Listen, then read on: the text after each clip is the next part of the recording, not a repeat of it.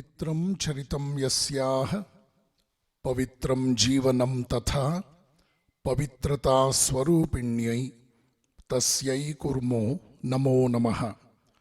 या देवी सर्वभूतेषु श्रद्धारूपेण संस्थिता नमस्तस्यै नमस्तस्यै नमस्तस्यै नमो नमः। ಭಗವಾನ್ ಶ್ರೀರಾಮಕೃಷ್ಣರನ್ನ, ಶ್ರೀಮಾತೆ ಶ್ರೀ ಶಾರದಾ ದೇವಿಯವರನ್ನ ಮತ್ತು ಶ್ರೀಮತ್ ಸ್ವಾಮಿ ವಿವೇಕಾನಂದರನ್ನ ಅತ್ಯಂತ ಶ್ರದ್ಧೆಯಿಂದ ನಮಿಸ್ತೇನೆ. ಪ್ರೀತಿಯ ಬಂಧುಗಳೇ, ಶ್ರೀರಾಮಕೃಷ್ಣ ಮಿಷನ್ ಮಂಗಳೂರಿನ ವತಿಯಿಂದ ಏರ್ಪಾಟಾದಂತಹ ಭಗವಾನ್ ಶ್ರೀರಾಮಕೃಷ್ಣ ಪರಮಹಂಸರ 186ನೇ ಜನ್ಮದಿನೋತ್ಸವದ ಸಂಬಂಧವಾದ ಸತ್ಸಂಗ ಕಾರ್ಯಕ್ರಮ ಇದಾಗಿದೆ. ಭಗವಾನ್ ಶ್ರೀರಾಮಕೃಷ್ಣರ ಅವತರಣದ ಔಚಿತ್ಯ ಕುರಿತು, ವಿಶೇಷತೆ ಕುರಿತು ಮಾತನಾಡುವಂತಹ ಪವಿತ್ರ ಸಂದರ್ಭ ನನ್ನ ಪಾಲಿಂದಾಗಿದೆ. ಈ ಅವಕಾಶವನ್ನು ದೊರಕಿಸಿಕೊಟ್ಟಂತಹ ಆಶ್ರಮದ ಮುಖ್ಯಸ್ಥರು, ನನ್ನ ಮಾರ್ಗದರ್ಶಕರು, ತಮ್ಮ ವೈವಿಧ್ಯಮಯ ಕಾರ್ಯಚಟುವಟಿಕೆಗಳ ಮೂಲಕ, ಅದು ಭಾವಸಂಗಮ ಆಗಬಹುದು, ಸ್ವಚ್ಛ ಮಂಗಳೂರು ಆಗಬಹುದು, ಯುವ ಸಮ್ಮೇಳನಗಳು ಆಗಬಹುದು, ಭಕ್ತರಿಗೆ 10 ಹಲವು ರೀತಿಯ ಚಟುವಟಿಕೆಗಳಾಗಬಹುದು. ಈ ಎಲ್ಲ ಕಾರ್ಯಚಟುವಟಿಕೆಗಳ ಮೂಲಕ ನಮ್ಮೆಲ್ಲರಿಗೂ ಮಾರ್ಗದರ್ಶಕರಾಗಿರ್ತಕ್ಕಂಥ, ಇಡೀ ರಾಷ್ಟ್ರದಲ್ಲಿ ತಮ್ಮ ಕಾರ್ಯದ ಮೂಲಕ ಜನಮಾನಸವನ್ನು ಗೆದ್ದಂತಹ ಪರಮ ಪೂಜ್ಯ ಶ್ರೀಮತ್ ಸ್ವಾಮಿ ಜಿತಕಮಾನಂದಜಿ ಮಹಾರಾಜ್ ಅವರಿಗೆ ಪ್ರಥಮವಾಗಿ ನನ್ನ ಭಕ್ತಿಪೂರ್ವಕ ಪ್ರಣಾಮಗಳನ್ನು ಸಮರ್ಪಿಸ್ತಾ ಇದ್ದೇನೆ. ಆಶ್ರಮದ ಎಲ್ಲ ನನ್ನ ಪೂಜ್ಯ ಸೋದರಯತಿಗಳೇ ಹಾಗೂ ಈ ಕಾರ್ಯಕ್ರಮದಲ್ಲಿ ಭಾಗಿಗಳಾಗಿರ್ತಕ್ಕಂಥ ಭಕ್ತ ಜನರೇ, ಭಗವಾನ್ ಶ್ರೀರಾಮಕೃಷ್ಣರ ಅವತರಣದ ವೈಶಿಷ್ಟ್ಯ ಅತ್ಯಂತ ಅಧ್ಯಯನ ಯೋಗ್ಯವಾದ ವಿಚಾರವಾಗಿದೆ. ಶ್ರೀರಾಮಕೃಷ್ಣರನ್ನು ಇಂದು ಜಗತ್ತು ಅತ್ಯಂತ ಜವಾಬ್ದಾರಿಯುತವಾಗಿ, ವಿಶೇಷವಾದ ಬದ್ಧತೆಯಿಂದ ಗಮನಿಸ್ತಾ ಇದೆ. ಶ್ರೀರಾಮಕೃಷ್ಣರನ್ನು ಯಾವುದೇ ರೀತಿಯಲ್ಲೂ ಕೇವಲ ಪೌರಾಣಿಕವಾಗಿ ಚಿತ್ರಿಸುವಂತಹ ಸಂದರ್ಭ ಬರುವುದಿಲ್ಲ. ಏಕೆ ಅಂತಂದರೆ, ಸಾಮಾನ್ಯರಲ್ಲಿ ಅತಿ ಸಾಮಾನ್ಯರಾಗಿ ಅವರು ನಮಗೆ ಗೋಚರಿಸ್ತಾರೆ. ಅಸಾಮಾನ್ಯರಲ್ಲಿ ಮಹಾನ್ ಅಸಾಮಾನ್ಯರಾಗಿ ಅವರ ಚಿಂತನೆ ನಮಗೆ ಪ್ರಾಪ್ತವಾಗಿದೆ. ಅವರ 10 ಹಲವು ವಿಶೇಷ ಗುಣಗಳು, ಅವರ ವಿರಾಟ್ ವ್ಯಕ್ತಿತ್ವದ ಹಲವಾರು ಆಯಾಮಗಳು ನಮ್ಮನ್ನು ನಿಬ್ಬೆರಗಾಗಿಸುತ್ತೆ. ಕೇವಲ 186 ವರ್ಷಗಳ ಹಿಂದೆ ಇಂತಹ ಮಹಾನ್ ವ್ಯಕ್ತಿ ಈ ಭೂಮಂಡಲದಲ್ಲಿ ಆಗಿ ಹೋದ್ರಲ್ಲ, ಇದು ಆಶ್ಚರ್ಯಕರವಾದ ವಿಷಯವಾಗಿಯೂ ಕೂಡ ನಮಗೆ ಗೋಚರಿಸುತ್ತೆ.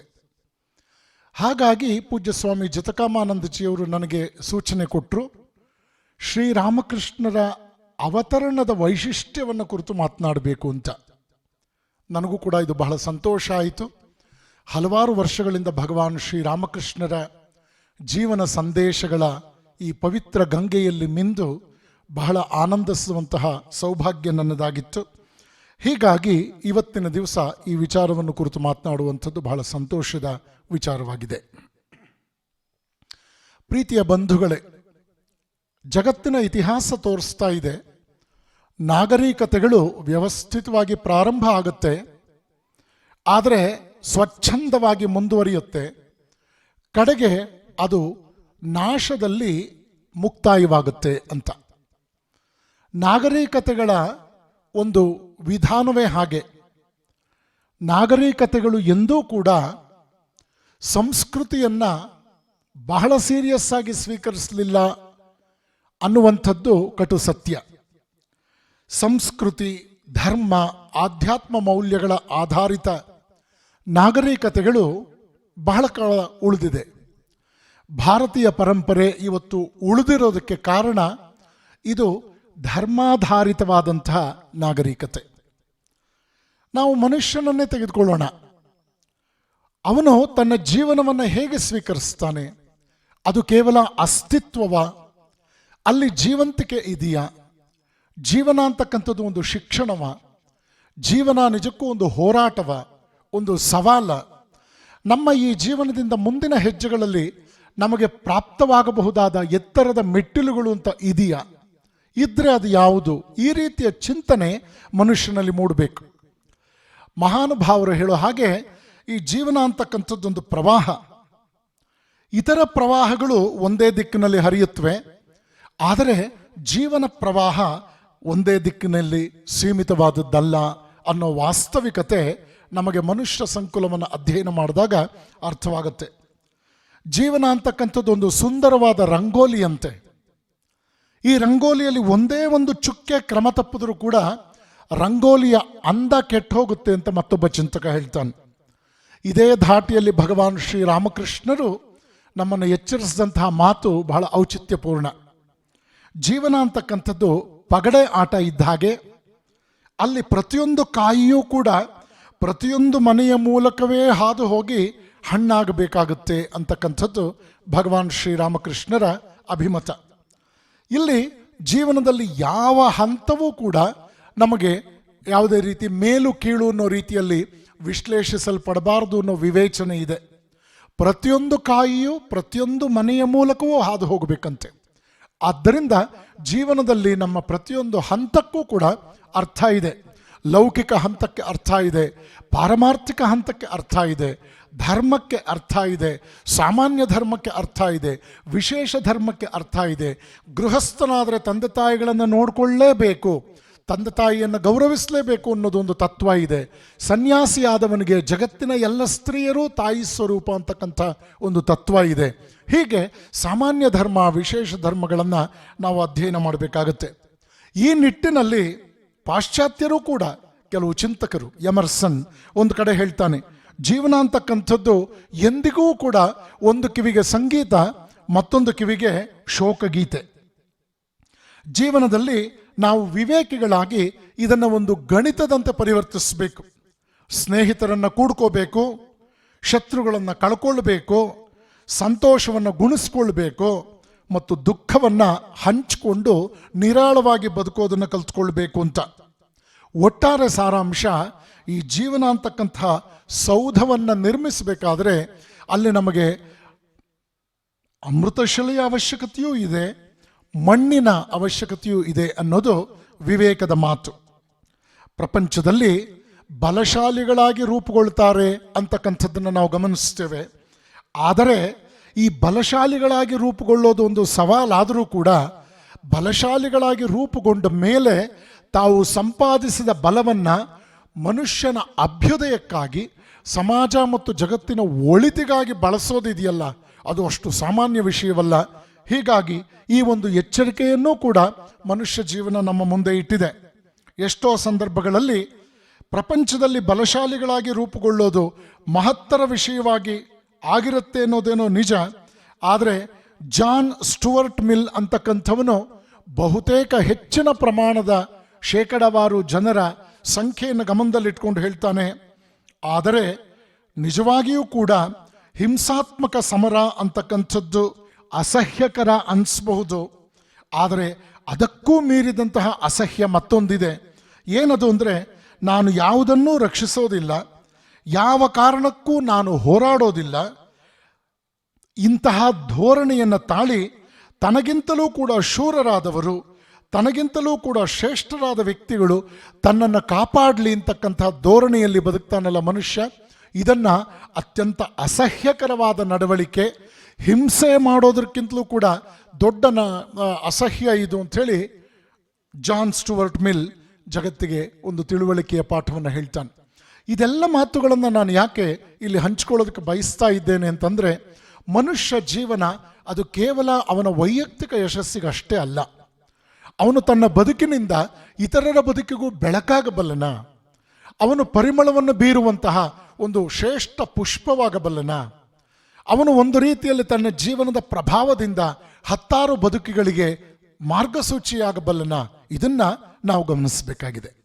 ಇನ್ನು ಎರಡನೆಯ ವಿಚಾರವಾಗಿ, ಮನುಷ್ಯ ಸಂಕುಲ ನಡೆದು ಬಂದದನ್ನು ಗಮನಿಸಿದಾಗ ಸತ್ಯಯುಗದಲ್ಲಿ ದೇವತೆಗಳು ಮತ್ತು ರಾಕ್ಷಸರು ಬೇರೆ ಬೇರೆ ಲೋಕಗಳಲ್ಲಿದ್ದರಂತೆ. ಅವರು ಒಂದೆಡೆ ಸೇರಿ ಯುದ್ಧವನ್ನು ಅಪರೂಪಕ್ಕೆ ಮಾಡ್ತಾ ಇದ್ರು ಅನ್ನೋದು ಗಮನಾರ್ಹ. ತ್ರೇತಾಯುಗದಲ್ಲಿ ದೇವತೆಗಳು ಮತ್ತು ರಾಕ್ಷಸರು ಇದೇ ಭೂಮಂಡಲದ ಬೇರೆ ಬೇರೆ ಭಾಗಗಳಲ್ಲಿದ್ದರಂತೆ.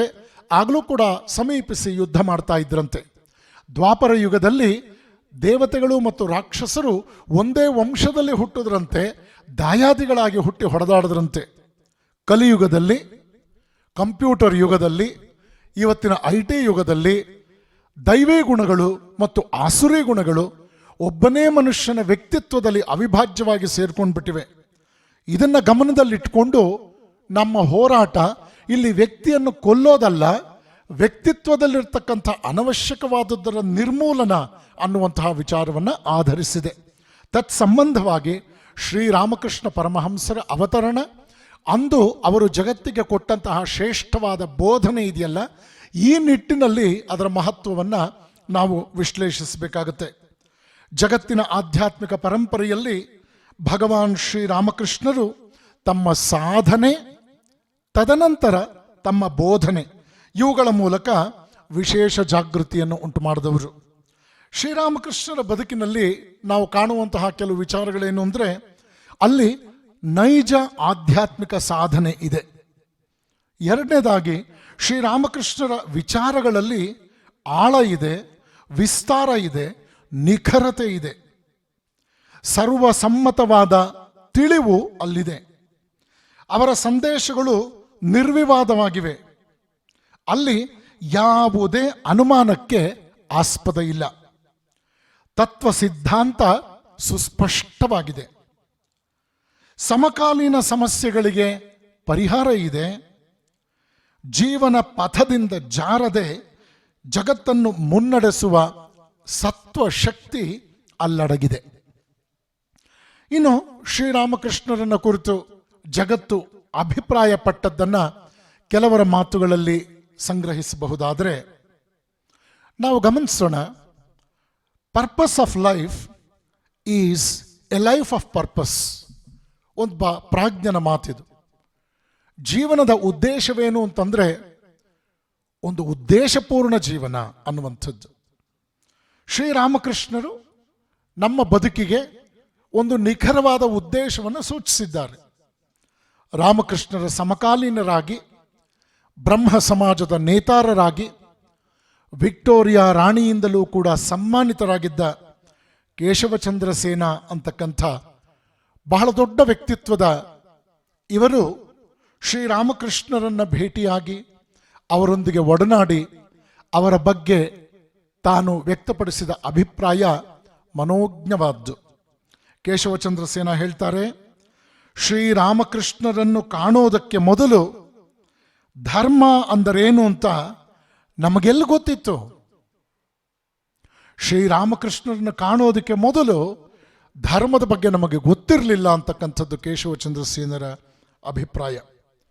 ಪ್ರತಾಪ್ ಚಂದ್ರ ಮಜುಮ್ದಾರ್ ಮತ್ತೊಬ್ಬ ಚಿಂತಕ ಮತ್ತು ಸುಪ್ರಸಿದ್ಧ ಅಂದಿನ ಸಮಾಜ ಸೇವಕ ಹೇಳ್ತಾನೆ, ಶ್ರೀರಾಮಕೃಷ್ಣರು ಆಡ್ತಾ ಇದ್ದ ಮಾತೋ ಅದು ಗ್ರಾಮ್ಯ ಭಾಷೆ. ಅವರ ಸಾನ್ನಿಧ್ಯ ನಮಗೆ ದಿವ್ಯ ಅನುಭವವನ್ನೇ ತಂದುಕೊಡ್ತಾ ಇತ್ತು. ಅಷ್ಟೇ ಅಲ್ಲ, ನಾವು ಬೇರೊಂದು ಲೋಕದಲ್ಲೇ ಇದ್ದೇವೇನೋ ಅನ್ನೋಷ್ಟ್ರ ಮಟ್ಟಿಗೆ ಶ್ರೀರಾಮಕೃಷ್ಣರ ಸಾನ್ನಿಧ್ಯ ನಮ್ಮ ಮೇಲೆ ಪ್ರಭಾವ ಬೀರ್ತಾ ಇತ್ತು ಅನ್ನುವಂಥ ಮಾತು. ಸ್ವಾಮಿ ತುರಿಯಾನಂದರು ಶ್ರೀರಾಮಕೃಷ್ಣರ ನೇರ ಶಿಷ್ಯರಲ್ಲಿ ಒಬ್ಬರು. ಅವರು ರಾಮಕೃಷ್ಣರ ಬದುಕನ್ನು ಅವಲೋಕನ ಮಾಡಿ ಈ ಲಾಜಿಕಲ್ ಕನ್ಕ್ಲೂಷನ್ ಅನ್ನು ಕೊಡ್ತಾರೆ. The purpose of human birth is nothing but tasting the bliss of Jeevan ಮುಕ್ತ ಆರ್ ಫ್ರೀಡಮ್ ವೈಲ್ ಲಿವಿಂಗ್. ತುರಿಯಾನಂದರ ಈ ಮಾತು ಮನೋಜ್ಞವಾಗಿದೆ.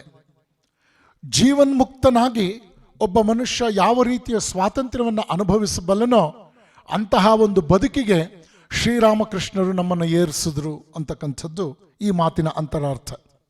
ಶ್ರೀರಾಮಕೃಷ್ಣರ ನೇರ ಶಿಷ್ಯರಲ್ಲಿ ಮತ್ತೊಬ್ಬರು ಸ್ವಾಮಿ ಶಿವಾನಂದರು ಈ ರೀತಿ ಉದ್ಗರಿಸ್ತಾರೆ.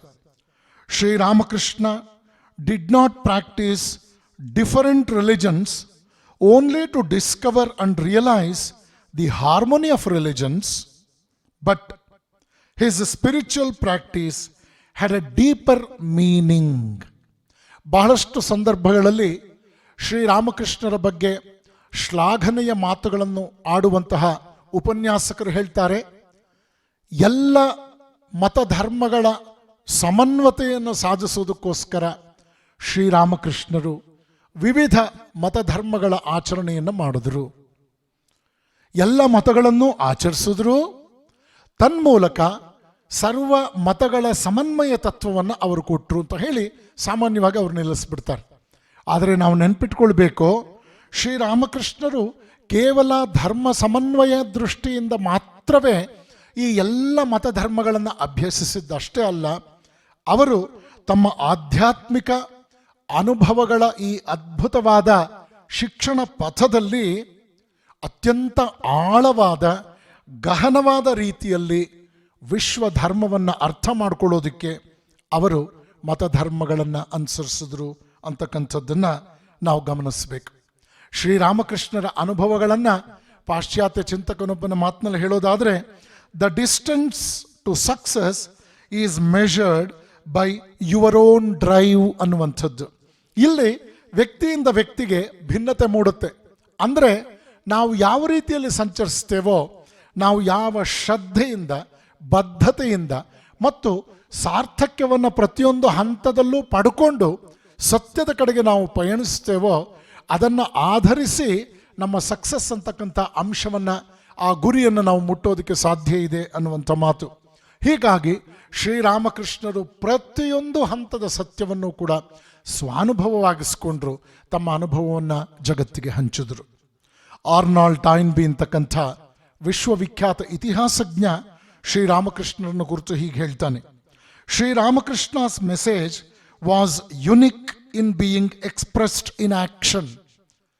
ಶ್ರೀರಾಮಕೃಷ್ಣರ ಸಂದೇಶವನ್ನು ಅವರ ಕಾರ್ಯವೇ ಮಾತನಾಡುತ್ತೆ. ಅವರು ಯಾವ ರೀತಿಯಲ್ಲಿ ತಮ್ಮ ಕಾರ್ಯವನ್ನು ನಿರ್ವಹಿಸಿದ್ರೋ ಅದೇ ಶ್ರೀರಾಮಕೃಷ್ಣರ ಶ್ರೇಷ್ಠವಾದ ಸಂದೇಶವಾಗಿದೆ ಅಂತ.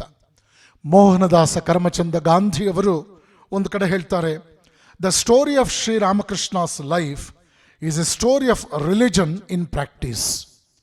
ಧರ್ಮವನ್ನು ತನ್ನ ಜೀವನದಲ್ಲಿ ಅನುಭವಜನ್ಯವಾಗಿಸಿಕೊಂಡು ಅದನ್ನು ಜಗತ್ತಿಗೆ ಕೊಟ್ಟಂಥವರು ಭಗವಾನ್ ಶ್ರೀರಾಮಕೃಷ್ಣರು. ಮಹಮ್ಮದ್ ಯೂಸಫ್ ಬಾಗ್ದಾದಿ ಅಂತಕ್ಕಂಥ ಇರಾನಿನ ಸಂತ ಕವಿ ಶ್ರೀರಾಮಕೃಷ್ಣರ ಬಗ್ಗೆ ಹೇಳ್ತಾನೆ, perhaps Sri Ramakrishna was the last prophet of the world who gave A cosmopolitan religion ಅನ್ನುವಂಥ ಮಾತನ್ನು. ಈ ಎಲ್ಲ ಮಾತುಗಳ ಬೆಳಕಿನಲ್ಲಿ ನಮಗೆ ಅರ್ಥವಾಗುತ್ತೆ, ಶ್ರೀರಾಮಕೃಷ್ಣರು ವಿಶ್ವಧರ್ಮದ ಪ್ರತಿಪಾದಕರಾಗಿ ಎಲ್ಲ ಮತಧರ್ಮಗಳೂ ಸತ್ಯ ಅನ್ನೋದನ್ನು ನಮ್ಮ ಮುಂದೆ ಇಟ್ಟರು. ಎಲ್ಲ ಮತಧರ್ಮಗಳಲ್ಲಿಯೂ ಕೂಡ ಸತ್ವವನ್ನು ಗುರುತಿಸಿ ತೋರಿಸ್ಕೊಟ್ರು. ಇದನ್ನು ನಾವು ವಿಶೇಷವಾಗಿ ಗಮನಿಸಬೇಕು. ಆದರೆ ಇಲ್ಲೊಂದು ಎಚ್ಚರಿಕೆಯ ಮಾತಿದೆ. ಶ್ರೀರಾಮಕೃಷ್ಣರು ಎಲ್ಲ ಮತಗಳು ಸತ್ಯ ಅಂತ ಹೇಳಿದ್ರೆ ಹೊರತು ಎಲ್ಲ ಮತಗಳು ಒಂದೇ ಅಂತ ಹೇಳಲಿಲ್ಲ. ಇವತ್ತಿನ ವಿಚಾರವಂತರು ಎಷ್ಟೋ ಸಂದರ್ಭಗಳಲ್ಲಿ ಎಲ್ಲ ಮತಗಳು ಒಂದೇ ಅಂತ ಹೇಳಿ ವೈಯಕ್ತಿಕವಾಗಿ ವ್ಯಕ್ತಿಯೊಬ್ಬನ ಮತದ ಬಗ್ಗೆ ಎಲ್ಲೋ ಒಂದು ಹಂತದಲ್ಲಿ ಕೀಳರಿಮೆಯನ್ನು ಮೂಡಿಸ್ಬಿಟ್ಟು ಅವನು ಮತಭ್ರಷ್ಟನಾಗುವಂತೆ, ಸ್ವಮತದಲ್ಲಿ ನಿಷ್ಠೆಯನ್ನು ಕಳ್ಕೊಂಡು ಎಲ್ಲೋ ಒಂದು ಕಡೆ ತನ್ನ ತಾಯಿ ಬೇರನ್ನೇ ಅವನು ಬದಲಾಯಿಸಿಕೊಂಡು ಮತ್ತೊಂದು ಕಡೆ ವರ್ಗಾಯಿಸಬೇಕಾದಂಥ ಸನ್ನಿವೇಶಕ್ಕೆ ಕಾರಣೀಭೂತರಾಗ್ತಾರೆ. ನೋಡಿ, ಎಲ್ಲ ಮತಗಳು ಒಂದೇ ಆಗಿದ್ದಿದ್ರೆ 10 ಮತಗಳು ಜಗತ್ತಿಗೆ ಅವಶ್ಯಕತೆ ಇರಲಿಲ್ಲ. ಕಾಲಘಟ್ಟದ ಬೇರೆ ಬೇರೆ ಹಂತದಲ್ಲಿ, ಈ ನಾಗರಿಕತೆಯ ಬೇರೆ ಬೇರೆ ಕಾಲಘಟ್ಟದಲ್ಲಿ ಬೇರೆ ಬೇರೆ ಮತಧರ್ಮಗಳು ಯಾಕೆ ಬಂತು, ಮತ ಪ್ರಚಾರಕರು ಯಾಕೆ ಬಂದರು ಅನ್ನೋದನ್ನು, ಅವತಾರ ಪುರುಷರನ್ನು ಸೇರಿಸಿಕೊಂಡು ಅನ್ನೋದನ್ನು ನಾವು ಅವಲೋಕಿಸಿದಾಗ ನಮಗೆ ಅರ್ಥ ಆಗುತ್ತೆ. ಒಂದೇ ಸತ್ಯ ಗಂಗೋತ್ರಿಯ ಹಂತದಲ್ಲಿ ಇರುವಂತಹ ಪ್ಯೂರಿಟಿಯನ್ನು ಅದು ಮಹಾಗಂಗೆಯಾಗಿ ಹರಿತಾ ಹರಿತಾ ಹರಿತಾ ಅದನ್ನು ಕಾಪಾಡಿಕೊಳ್ಳಲಾಗದು. ಆದ್ದರಿಂದ ಧರ್ಮದ ಶುದ್ಧೀಕರಣ, ಧರ್ಮದ ಸ್ಪಷ್ಟೀಕರಣ ಮತ್ತು ಧರ್ಮದ ಪುಷ್ಟೀಕರಣಕ್ಕೆ ಈ ಕಾಲಘಟ್ಟದಲ್ಲಿ, ಬೇರೆ ಬೇರೆ ಕಾಲಘಟ್ಟದಲ್ಲಿ ಮಹಾತ್ಮರ ಅವತರಣದ ಅವಶ್ಯಕತೆ ಬರುತ್ತೆ. ಆಗ ಅವರು ಅದಾಗಲೇ ಹರಿದು ಬಂದಂತಹ ಈ ಧಾರ್ಮಿಕ ಸ್ರೋತದಲ್ಲಿ ಶುದ್ಧೀಕರಣದ ಅವಶ್ಯಕತೆ ಇದ್ದರೆ ಅವರು ಅದನ್ನು ಮಾಡಿ ಜನಕ್ಕೆ ಮತ್ತೆ ಶುದ್ಧ ರೂಪದಲ್ಲಿ ಅದನ್ನು ಅನುಗ್ರಹಿಸ್ತಾರೆ ಅಂತಕ್ಕಂಥ ವಿವೇಕವನ್ನು ನಾವು ಗಮನಿಸಬೇಕು. ಆದ್ದರಿಂದ ಎಲ್ಲ ಮತಗಳು ಸತ್ಯ, ಆದರೆ ಎಲ್ಲ ಮತಗಳು ಒಂದೇ ಅಂತ ತೆಗೆದುಕೋಬಾರ್ದು. ಎಲ್ಲವೂ ಸತ್ಯ ಅನ್ನೋದು ನಿಜ, ಆದರೆ ಎಲ್ಲವೂ ಒಂದೇ ಅಂತಕ್ಕಂಥದ್ದು ಅದು ಸತ್ಯವಾದ ಸಂಗತಿ ಅಲ್ಲ. ಶ್ರೀರಾಮಕೃಷ್ಣರು ತಮ್ಮ ವ್ಯಕ್ತಿತ್ವದ ಮೂಲಕ ಅವರು ಈ ಜಗತ್ತಿಗೆ ಪ್ರತಿಪಾದಿಸಿದಂತಹ ಸತ್ಯಗಳೇನು? ಅವರು ಧರ್ಮವನ್ನು ಸದಾಚಾರ ಸಂಪನ್ನತೆ ಅನ್ನೋದನ್ನು ಸಾಕ್ಷಾತ್ ತಮ್ಮ ಬದುಕಿನ ಮೂಲಕ ತಮ್ಮ ಅವತರಣದಲ್ಲಿ ತೋರಿಸ್ಕೊಟ್ರು. ಇದನ್ನು ಗಮನಿಸ್ಬೇಕು ನಾವು. ಶ್ರೀರಾಮಕೃಷ್ಣರು ಅರ್ಚಕರಾಗಿ ದಕ್ಷಿಣೇಶ್ವರದ ಕಾಳಿ ದೇವಾಲಯವನ್ನು ಪ್ರವೇಶ ಮಾಡಿದ್ದು ನಮಗೆ ಗೊತ್ತಿದೆ. ರಾಧಾ ಗೋವಿಂದನಾಥ ಸ್ವಾಮಿ ದೇವಾಲಯದಲ್ಲಿ ಅವರು ಪೂಜೆ ಮಾಡಿದ್ದನ್ನು ನಾವು ಗಮನಿಸ್ತೇವೆ. ಅರ್ಚಕರಾಗಿ ಬಂದ ಶ್ರೀರಾಮಕೃಷ್ಣರು ಕೆಲವು ವರ್ಷಗಳಾದ ಮೇಲೆ ಭಗವಂತನನ್ನು ಅದೆಷ್ಟು ಶ್ರೇಷ್ಠ ಮಟ್ಟದಲ್ಲಿ ಅರ್ಚನೆ ಮಾಡಿದ್ರು, ಕಡೆಗೆ ಅವರೇ ಅರ್ಚಿತರಾದರು. ಅರ್ಚಕ ಭಗವಂತನೇ ಆಗಿಬಿಟ್ಟ, ಅರ್ಚಕ ನಿಜವಾದ ಅರ್ಥದಲ್ಲಿ ಪೂಜನೀಯನಾಗ್ಬಿಟ್ಟ.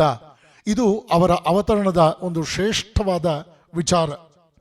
ಸನಾತನ ಧರ್ಮವನ್ನು ಪ್ರತಿಯೊಂದು ಹಂತದಲ್ಲೂ ಮೇಲ್ಪಂಕ್ತಿಯಾಗಿಸ್ಕೊಂಡ್ರು ಮತ್ತು ಅದನ್ನು ಆಧರಿಸಿ ಯುಗ ಧರ್ಮವನ್ನು ಜನಕ್ಕೆ ಸರಿಯಾದ ರೀತಿಯಲ್ಲಿ ಕೊಟ್ಟರು. ಶ್ರೀರಾಮಕೃಷ್ಣರು ಸನಾತನ ಧರ್ಮದ ಯಾವುದೇ ಆಚರಣೆಯನ್ನು ಅವರು ನಿರ್ಲಕ್ಷಿಸಲಿಲ್ಲ, ಉದಾಸೀನ ಮಾಡಲಿಲ್ಲ. ಸನಾತನ ಧರ್ಮವನ್ನು ಮೂಲವಾಗಿ ನಮ್ಮ ಆಧಾರವಾಗಿಟ್ಟುಕೊಂಡು ಯುಗ ಧರ್ಮವನ್ನು, ಸನಾತನ ಧರ್ಮ ಅಂದರೆ ಶ್ರುತಿ, ಯುಗ ಧರ್ಮ ಅಂದರೆ ಸ್ಮೃತಿ. ಯುಗ ಧರ್ಮ, ಈ ಸ್ಮೃತಿ ದೇಶ ಮತ್ತು ಕಾಲ ಇದಕ್ಕೆ ತಕ್ಕಂತೆ, ಸಂದರ್ಭಕ್ಕೆ ತಕ್ಕಂತೆ ಶ್ರೀರಾಮಕೃಷ್ಣರು ಅದನ್ನು ದೊರಕಿಸ್ಕೊಟ್ರು. ಆದರೆ ಶ್ರುತಿಯನ್ನು ಸದಾಕಾಲ ಅವರು ಪರಿಚಯ ಮಾಡಿಕೊಡ್ತಾ ಇದ್ದರು. ಎಂದೆಂದೂ ಕೂಡ ಶ್ರೀರಾಮಕೃಷ್ಣರು ವ್ಯಕ್ತಿಯ ಆಧ್ಯಾತ್ಮಿಕ ಆಯಾಮಕ್ಕೆ ಹೆಚ್ಚು ಒತ್ತು ಕೊಟ್ಟರು. ವಿವೇಕಾನಂದರ ಮಾತಿನಲ್ಲಿ ಹೇಳೋದಾದರೆ, ಖಡ್ಗಶಕ್ತಿ ಈ ಜಗತ್ತಿನಲ್ಲಿ ಸಾರ್ವಕಾಲಿಕವಾದ ಶಕ್ತಿಯಾಗಿದೆ, ಅದು ಇನ್ನಿತರ ಯಾವುದೇ ಆಯುಧ ಶಕ್ತಿಯನ್ನು ಮೀರಿದಂಥದ್ದು ಅನ್ನೋದನ್ನು ಶ್ರೀರಾಮಕೃಷ್ಣರು ಜಗತ್ತಿಗೆ ತೋರಿಸ್ಕೊಟ್ರು. ಎಷ್ಟು ಮತಗಳೋ ಅಷ್ಟು ಪಥಗಳು ಅನ್ನೋದನ್ನು ಸ್ವಾನುಭವದಿಂದ ಜಗತ್ತಿಗೆ ಪರಿಚಯಿಸಿದರು.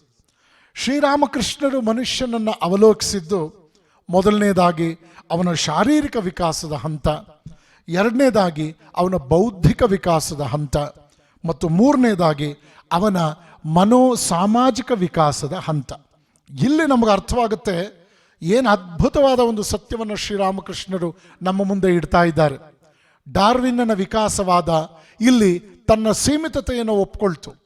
ಕೇವಲ ಶಾರೀರಿಕ ವಿಕಾಸದ ಹಂತವನ್ನೇ ಪ್ರತಿಪಾದಿಸಿದಂತಹ ವೈಜ್ಞಾನಿಕ ವಿಕಾಸ ತತ್ವ ಅದು ಬೌದ್ಧಿಕವಾದ ಮತ್ತು ಮಾನಸಿಕವಾದ ವಿಕಾಸವನ್ನು ಮುಟ್ಟಲಾರದೆ, ಇನ್ನು ಆಧ್ಯಾತ್ಮ ವಿಕಾಸ ಅಂತಕ್ಕಂಥದ್ದು ಅದಕ್ಕೆ ಎಟುಕಲಾರದಂತಹ ಒಂದು ವಿಷಯವಾಯಿತು. ಇಲ್ಲಿ ಪ್ರತಿಯೊಬ್ಬರೂ ತಿಳ್ಕೊಳ್ಬೇಕಾದ ಸತ್ಯ ಏನು ಅಂತಂದರೆ, ಇಂದ್ರಿಯ ಗ್ರಾಹ್ಯವಾದ ಸತ್ಯಗಳನ್ನು ಭೌತಿಕ ವಿಜ್ಞಾನ ನಮ್ಮ ಮುಂದೆ ಇಡೋದರಲ್ಲಿ ಯಶಸ್ವಿಯಾಗಿದೆ. ಆದರೆ ಮನುಷ್ಯನಿಗೆ ಇಂದ್ರಿಯಾತೀತವಾದ ಹಂತದಲ್ಲಿ ಸ್ಪಂದಿಸುವಂತಹ ಒಂದು ಸ್ತರದ ಅವಶ್ಯಕತೆ ಇದೆ. ಆ ಸ್ತರ ಅವನಿಗೆ ಪ್ರಾಪ್ತಿ ಇದೆ. ಅಲ್ಲಿ ಅವನು ಆಧ್ಯಾತ್ಮಿಕವಾಗಿ, ಅಂದರೆ ಅವನು ತನ್ನ ಆತ್ಮತತ್ವದಲ್ಲಿ ನೆಲೆಗೊಂಡಾಗ ಅವನಿಗೆ ಶರೀರ ಮರ್ತು ಹೋಗುತ್ತೆ, ಮನಸ್ಸು ಬುದ್ಧಿಗಳೂ ಕೂಡ ಗೌಣವಾಗುತ್ತೆ, ಆತ್ಮಶಕ್ತಿಯೊಂದೇ ಅವನಿಗೆ ಪ್ರಬಲವಾಗಿ ಕಾಣುತ್ತೆ.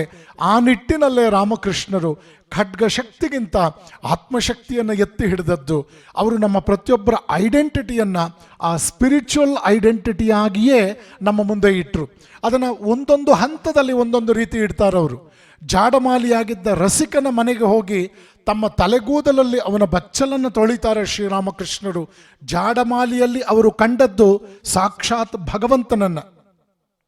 ಕಲ್ಕತ್ತೆಯಲ್ಲಿ ಒಂದು ರಸ್ತೆಯಲ್ಲಿ ಸಂಚರಿಸಬೇಕಾದ್ರೆ ವೇಶ್ಯೆಯರು ಹೊರಗಡೆ ಜಗಲಿ ಮೇಲೆ ಕೂತಿದ್ದಾಗ ಅವರನ್ನೂ ನೋಡಿ, ಅಮ್ಮ ಜಗನ್ಮಾತೆ ಈ ರೂಪದಲ್ಲೂ ನೀನಿದೀಯಾ ಅಂತ ಹೇಳಿದ್ರು ಶ್ರೀರಾಮಕೃಷ್ಣರು.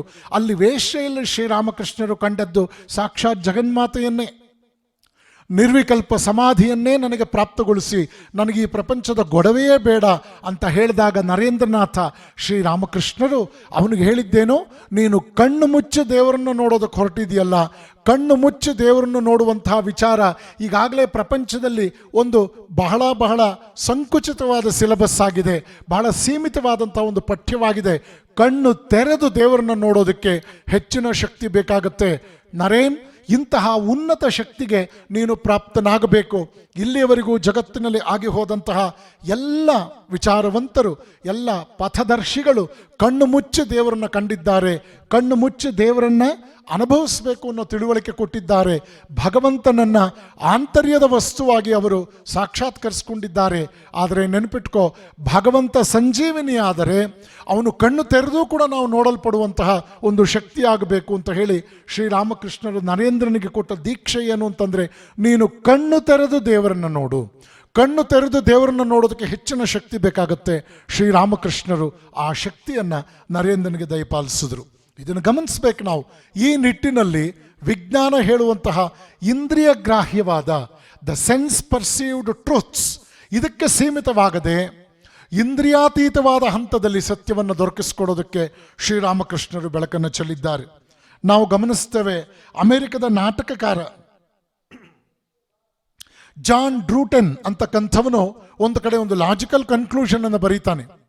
19ನೇ ಶತಮಾನದ ಅಂತಿಮ ಭಾಗ ಮತ್ತು 20ನೇ ಶತಮಾನದ ಪ್ರಾರಂಭಿಕ ಭಾಗದಲ್ಲಿ ಜಗತ್ತಿನ ಜನರ ಮನೋಸ್ಥಿತಿಯಲ್ಲಿ ಈ ಒಂದು ನಿರ್ಣಯಕ್ಕೆ ಬರಲಾಗಿದೆ ಅಂತ ಹೇಳಿ ಆತ 3 ವಿಷಯಗಳನ್ನು ನಮ್ಮ ಮುಂದೆ ಇಡ್ತಾನೆ. ಏನು ಹೇಳ್ತಾನೆ? ಸರ್ ಐಸಾಕ್ ನ್ಯೂಟನ್ ಗುರುತ್ವಾಕರ್ಷಕ ಬಲವನ್ನು ಕಂಡುಹಿಡಿದ, ತನ್ಮೂಲಕ ದೇವರನ್ನ ಭೌತಿಕ ಜಗತ್ತಿನಿಂದ ಉಚ್ಚಾಟಿಸಿಬಿಟ್ಟ, ಅದರ ಸ್ಥಾನದಲ್ಲಿ ಭೌತ ನಿಯಮಗಳನ್ನು ಅವನು ಪ್ರತಿಷ್ಠಾಪನೆ ಮಾಡ್ದ. ಭೌತಿಕ ಪ್ರಪಂಚದಿಂದ ದೇವರಿಗೆ ಗೇಟ್ ಪಾಸ್ ಕೊಡಲಾಯಿತು. ಭೌತಿಕ ಪ್ರಪಂಚದಲ್ಲಿ ದೇವರಿಲ್ಲ. ಯಾಕೆ ಅಂತಂದರೆ ಸರ್ ಐಸಾಕ್ ನ್ಯೂಟನ್ ಗುರುತ್ವಾಕರ್ಷಕ ಬಲವನ್ನು ಕಂಡುಹಿಡಿಯೋದ್ರ ಮೂಲಕ ಭೌತಿಕ ಜಗತ್ತಿನಲ್ಲಿ ದೇವರ ಅಸ್ತಿತ್ವವೇ ಇಲ್ಲದಂತೆ ಅವನು ಸಾಬೀತು ಮಾಡಿಬಿಟ್ಟ.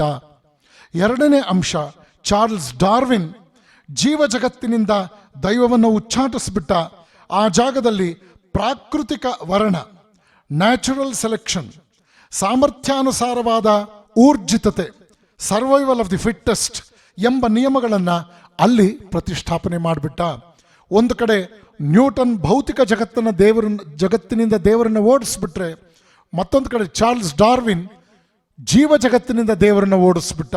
ಮುಂದೆ ಸಿಗ್ಮಂಡ್ ಫ್ರಾಯ್ಡ್ ಅಂತಕ್ಕಂಥವನು ಮನುಷ್ಯನ ಮನೋವೈಜ್ಞಾನಿಕ ಸಿದ್ಧಾಂತಗಳನ್ನು ಅವರಿಗೆ ಪರಿಚಯ ಮಾಡಿಕೊಟ್ಟು ಮನಸ್ಸಿನ, ಮೆದುಳಿನ ಮತ್ತು ಅಂತರಂಗದ ವಲಯದಿಂದ ದೇವರನ್ನ ಉಚ್ಚಾಟಿಸ್ಬಿಟ್ಟ. ಇದು ಆ ನಾಟಕಕಾರ ನಮ್ಮ ಮುಂದೆ ಜಾನ್ ಡ್ರೂಟನ್ ಹೇಳಿದಂತಹ ಮಾತುಗಳು. ಆದರೆ ಕೈಗಾರಿಕಾ ಕ್ರಾಂತಿಯ ಮೂಲಕ ಯಾವ ಸಂಗೀತವು, ಯಾವ ಗಾಯನವು ಒಂದು ಕಾಲದಲ್ಲಿ ಆಧ್ಯಾತ್ಮಿಕ ಸಾಧನೆಯಾಗಿತ್ತೋ, ಕೈಗಾರಿಕಾ ಕ್ರಾಂತಿಯ ನಂತರ ಅದು ಕೇವಲ ಮನರಂಜನೆಯಾಯಿತು, ಇಂದ್ರಿಯಗಳನ್ನು ಉದ್ದೀಪನಗೊಳಿಸುವಂತಹ ಒಂದು ಕಲೆಯಾಯಿತು. ಮ್ಯೂಸಿಕ್ನ ಸ್ಪಿರಿಚುವಲ್ ವ್ಯಾಲ್ಯೂ ಒಂದು ಸೋಷಿಯಲ್ ವ್ಯಾಲ್ಯೂ, ಸೆನ್ಶುವಲ್ ವ್ಯಾಲ್ಯೂ ಮಟ್ಟಕ್ಕೆ ಇಳೀತು. ಇದರಿಂದ ಪ್ರಪಂಚದಲ್ಲಿ ಎಲ್ಲೋ ಒಂದು ಕಡೆ ಮನುಷ್ಯ ಪತಿತನಾಗ್ಬಿಟ್ಟ, ಸತ್ಪಥದಿಂದ ಪತಿತನಾಗ್ಬಿಟ್ಟ. ನಮಗೆ ಆಶ್ಚರ್ಯ ಆಗುತ್ತೆ, ಕೈಗಾರಿಕಾ ಕ್ರಾಂತಿ ಬಾರದೇ ಇದ್ದಿದ್ರೆ ಮನುಷ್ಯನ ಉಳಿವು ಮತ್ತು ಮುಂದುವರಿಕೆಗೆ ಅವಕಾಶವೇ ಇರ್ತಿರ್ಲಿಲ್ಲ ಅಂತಕ್ಕಂಥದ್ದು ವೈಚಾರಿಕವಾದ ನಿಷ್ಕರ್ಷೆ. ಆದರೆ ನಾವು ತಿಳ್ಕೊಳ್ಬೇಕು, ಈ ಕೈಗಾರಿಕಾ ಕ್ರಾಂತಿ ಮತ್ತು ತದನಂತರದ ದಶಕಗಳ ಮತ್ತು ಶತಮಾನದ ಮುಂದುವರೆದ ಭಾಗದಲ್ಲಿ ಮನುಷ್ಯ ನಿರ್ಜೀವವಾದ ಯಂತ್ರಗಳಿಗೆ ವಿಪರೀತವಾಗಿ ಅವಲಂಬಿತನಾಗಿ ಅವನು ಪ್ರಕೃತಿಯೊಂದಿಗೆ, ಪಂಚಭೂತಗಳೊಂದಿಗೆ ತನ್ನ ಭಾವನಾತ್ಮಕ ಸಂಬಂಧವನ್ನೂ ಕೂಡ ಕಳ್ಕೊಂಡ್ಬಿಟ್ಟ ಅಂತಕ್ಕಂಥ ವಾಸ್ತವಿಕ ಸತ್ಯವನ್ನು ನಾವು ಎಷ್ಟೋ ಸಂದರ್ಭಗಳಲ್ಲಿ ಮರೆತು ಬಿಡ್ತೇವೆ. ನಾವು ಗ್ರೀನ್ ರೆವಲ್ಯೂಷನ್ ಬಗ್ಗೆ ಮಾತಾಡ್ತೇವೆ. ಮನುಷ್ಯನ ಅವಶ್ಯಕತೆಗಿಂತ ಹೆಚ್ಚಿನ ಪ್ರಮಾಣದ ಆಹಾರ ಉತ್ಪಾದನೆ ಮಾಡಿದ್ವಿ, ನಾವು ಅಲ್ಲಿ ಸಕ್ಸಸ್ ಆದ್ವಿ, ಒಂದು ರೀತಿಯಲ್ಲಿ ಪ್ರಕೃತಿಯನ್ನು ನಮ್ಮ ಕೈಯಲ್ಲಿ ಹಿಡ್ಕೊಂಡ್ವಿ ಅನ್ನುವಂತಹ ಒಂದು ವಾಸ್ತವಿಕತೆಯನ್ನು ನಾವು ಡ್ರಾ ಮಾಡ್ತೇವೆ. ಆದರೆ ವಾಸ್ತವಿಕತೆ ಅದಲ್ಲ.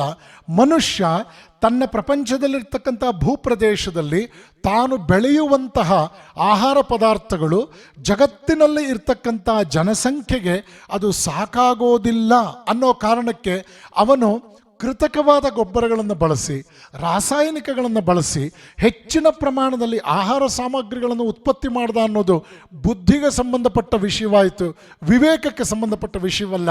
ವಿವೇಕಕ್ಕೆ ಸಂಬಂಧಪಟ್ಟ ವಿಷಯ ಏನು ಅಂತಂದರೆ, ಕಾಲಘಟ್ಟದಲ್ಲಿ ಮನುಷ್ಯ ತಿಳ್ಕೋಬೇಕಾಗಿತ್ತು, ಜನಸಂಖ್ಯೆ ಬೆಳೆಯುತ್ತೆ ಆದರೆ ಭೂಮಿ ಬೆಳೆಯೋದಿಲ್ಲ, ಭೂಮಿ ಹೆಚ್ಚಾಗೋದಿಲ್ಲ. ಭೂಮಿ ಬೆಳೆಯೋದಿಲ್ಲ ಅಂದರೆ ಭೂಮಿ ಹೆಚ್ಚು ಆಗುವುದಿಲ್ಲ. ಹಾಗಾಗಿ ಮನುಷ್ಯನ ವಿವೇಕದ ಮಾತು ಏನಾಗಬೇಕಾಗಿತ್ತು ಅಂದರೆ, ನಾನು ಜನಸಂಖ್ಯೆಯನ್ನು ನಿಯಂತ್ರಿಸಬೇಕು, ಜನಸಂಖ್ಯೆಯನ್ನು ನಿಯಂತ್ರಿಸೋದ್ರ ಮೂಲಕ ನಾನು ಬೆಳೆಯಬಹುದಾದ ಆಹಾರ ಪದಾರ್ಥಗಳನ್ನು ಪ್ರಪೋರ್ಷನೇಟ್ ಆಗಿ ಜನಕ್ಕೆ ಬೇಕಾದಷ್ಟು ಬೆಳ್ಕೋಬೇಕೇ ಹೊರತು ಜನಸಂಖ್ಯೆ ನನ್ನ ಒಂದು ಕಂಟ್ರೋಲನ್ನು ಕೈ ತಪ್ಪಿದೆ, ಅದು ಅದರ ಒಂದು ಕಂಟ್ರೋಲ್ ನನ್ನ ಕೈ ತಪ್ಪಿದೆ, ಆದ್ದರಿಂದ ನಾನು ಆಹಾರವನ್ನು ಕೂಡ ಹೇಗಂದ್ರೆ ಹಾಗೆ ನಾನು ಉತ್ಪಾದಿಸ್ತೇನೆ ಯಾವುದಾದ್ರೂ ಕ್ರಮದಿಂದ ಅಂತ ಅವನು ಕೈಗೊಂಡಂಥ ಕಾರ್ಯದಿಂದ ಇವತ್ತು ಪ್ರಪಂಚದ ಭೂಮಿಯ ಮಣ್ಣಿನ ಫಲವತ್ತತೆ ಹಾಳಾಗಿದೆ.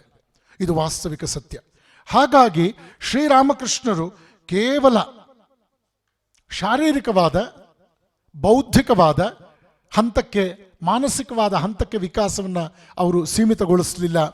ಅವರ ಜೀವನ ಸಂದೇಶಗಳಲ್ಲಿ ಅವರು ರೂಪಿಸಿದಂತಹ ಒಂದು ಆಧುನಿಕ ಪ್ರಪಂಚ, ತನ್ಮೂಲಕ ಸಮಕಾಲೀನ ಸಮಸ್ಯೆಗಳಿಗೆ ಅವರು ಕೊಟ್ಟ ಪರಿಹಾರ ಮತ್ತು ಈ ಅದ್ಭುತವಾದ ತತ್ವದ ಮುಂದುವರಿಕೆಗೆ ಅವರು ತೋರಿಸಿದಂಥ ಮಾರ್ಗಸೂಚಿ, ಇಲ್ಲಿ ಅವರ ಅವತಾರದ ವೈಶಿಷ್ಟ್ಯತೆಯನ್ನು ನಾವು ಚೆನ್ನಾಗಿ ಗಮನಿಸ್ತೇವೆ. ಅದರ ಅರ್ಥ ಏನು? ಶ್ರೀರಾಮಕೃಷ್ಣರು ತಮ್ಮ ಶಿಷ್ಯ ನರೇಂದ್ರನಾಥನ ಮೂಲಕ ಸನಾತನ ಧರ್ಮದ ಉದಾತ್ತತೆಯನ್ನು ಪುನಃ ಪ್ರತಿಷ್ಠಾಪನೆ ಮಾಡಿದ್ರು. ಎಲ್ಲ ಧರ್ಮಗಳಲ್ಲಿ ಜನರಿಗೆ ಶ್ರದ್ಧೆಯನ್ನು ಮೂಡಿಸಿದ್ರು. ಪ್ರತಿಯೊಂದು ಧರ್ಮವೂ ಕೂಡ ವೈಚಾರಿಕತೆಯ ಆಧಾರದ ಮೇಲೆ ನಿಂತಿದೆ ಅನ್ನೋದನ್ನು ಶ್ರೇಷ್ಠ ಮಟ್ಟದಲ್ಲಿ ಸಾಬೀತುಪಡಿಸಿದ್ರು. ನಾವು ನೋಡ್ತೇವೆ, ಭಗವಾನ್ ಶ್ರೀಕೃಷ್ಣ ನಿಷ್ಕಾಮ ಕರ್ಮವನ್ನು ಬೋಧನೆ ಮಾಡ್ತಾನೆ. ಭಗವಾನ್ ಬುದ್ಧ ತ್ಯಾಗ ತತ್ವವನ್ನು ಎತ್ತಿ ಹಿಡಿತಾನೆ. ಶಂಕರಾಚಾರ್ಯರು ಜ್ಞಾನ ತತ್ವವನ್ನು ಎತ್ತಿ ಹಿಡಿದಿದ್ದಾರೆ. ಚೈತನ್ಯ ಮಹಾಪ್ರಭು ಆತ ದಿವ್ಯ ಪ್ರೇಮವನ್ನು ಕುರಿತು ಜಗತ್ತಿಗೆ ಬೆಳಕನ್ನು ಚೆಲ್ಲಿದ್ದಾನೆ. ಭಗವಾನ್ ಶ್ರೀರಾಮಕೃಷ್ಣರ ಅವತರಣದಲ್ಲಿ ಈ ಎಲ್ಲ ತತ್ವಗಳ ಸಂಗಮ, ಸಮನ್ವಯವನ್ನು ನಾವು ನೋಡ್ತೇವೆ. ಶ್ರೀರಾಮಕೃಷ್ಣ ಅವತಾರದ ವೈಶಿಷ್ಟ್ಯಗಳನ್ನು ಗಮನಿಸ್ತಾ ಹೋದರೆ ಶ್ರೀರಾಮಕೃಷ್ಣರು ದೇವರ ಪೂಜೆಯ ವಿಷಯದಲ್ಲಿ ಅಪಾರವಾದ ಭಕ್ತಿ, ಶ್ರದ್ಧೆ, ತನ್ಮಯತೆಯನ್ನು ತಮ್ಮದಾಗಿಸಿಕೊಂಡಿದ್ದರು. ಇದು ಬಹಳ ಮುಖ್ಯವಾದ ವಿಷಯ. ಅವರಲ್ಲಿದ್ದ ಭಕ್ತಿ, ಅವರ ಶ್ರದ್ಧೆ, ಪೂಜೆಯಲ್ಲಿ ಅವರ ತನ್ಮಯತೆ ಅದು ಅಪೂರ್ವವಾದ್ದು. ಶ್ರೀರಾಮಕೃಷ್ಣರ ಏಕಾಗ್ರತೆ ಪರಮೋತ್ಕೃಷ್ಟವಾದ್ದು. ಅವರು ಅತ್ಯಂತ ಸರಳರು. ಇದನ್ನು ನಾವು ಗಮನಿಸಬೇಕು. ಅವತಾರ ಪುರುಷರಲ್ಲಿ ಶ್ರೀರಾಮನನ್ನು ಮತ್ತು ಬುದ್ಧನನ್ನು ಹೊರತುಪಡಿಸಿದರೆ ಬಹಳಷ್ಟು ಅವತಾರ ಪುರುಷರು ಸಾಮಾನ್ಯ ವಾತಾವರಣದಲ್ಲಿ ಹುಟ್ಟಿದವರು. ಶ್ರೀರಾಮಕೃಷ್ಣರು ಕೂಡ ಬಡತನದ ಕುಟುಂಬದಲ್ಲಿ ಹುಟ್ಟಿದವರು. ಆದರೆ ಅವರ ತಂದೆ ಮಹಾನ್ ಸತ್ಯನಿಷ್ಠ, ತಾಯಿ ಆಕೆ ಭಗವಂತನ ಅಪಾರ ಭಕ್ತಿಗೆ ಅವಳು ಸಾಕ್ಷಿಯಾಗಿದ್ಲು. ಶ್ರೀರಾಮಕೃಷ್ಣರ ಸತ್ಯನಿಷ್ಠೆಯನ್ನು ಗಮನಿಸ್ತೇವೆ ನಾವು.